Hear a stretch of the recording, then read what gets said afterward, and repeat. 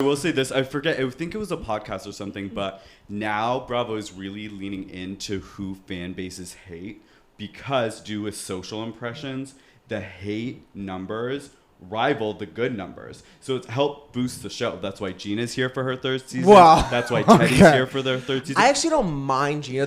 Gina KirschenCasita. I think that she gets more hate than she deserves to. Right, but the hate that they get online. Just because her accent's annoying as fuck. You know how I am with She's just off-brand. I love Gina. Gina. I wouldn't say you love.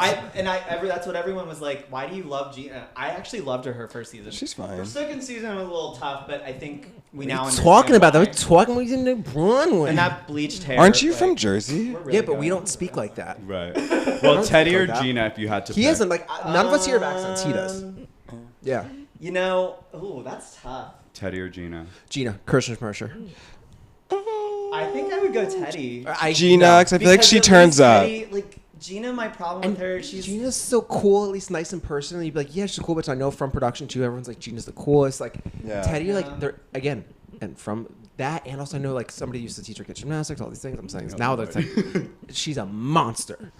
Gina KirschenCasita is a cool bitch. Like, what I'm struggling with is we're supposed to want to see like Wish fulfillment. women of a certain caliber. But we've spoken about this before. That's not always the case. Like we've seen women that are. Look at fucking Lori Peterson's but first I don't season. think she brings enough to excuse her finances. That's what I was gonna say. Like when it does in the example of Brandy or Kim, like they were broke, but they brought enough. So I agree with that. Or Leanne Locken, compared to her Dallas counterparts, is not wealthy at all. But she brought a lot to the show. I'm not rallying for Gina to stay on the show. I'm just saying, like, I would pick her over Teddi, and I don't think she's as bad as people say. It's really was just her hair made people hate her. Kind of like when Katy Perry cut her hair and everyone hated her. Gina changed her hair and everyone hated her, which I agree with. That was a really tough choice. Katy Perry or Gina? No, Gina. It was so was Katy Perry. Her hair was frothed. That was Wait, but it did give me a major laugh too, especially when she was like, wow. She's like, it's really different. I love it. You're looking in the mirror and everyone's like, oh. And even the stylist is like,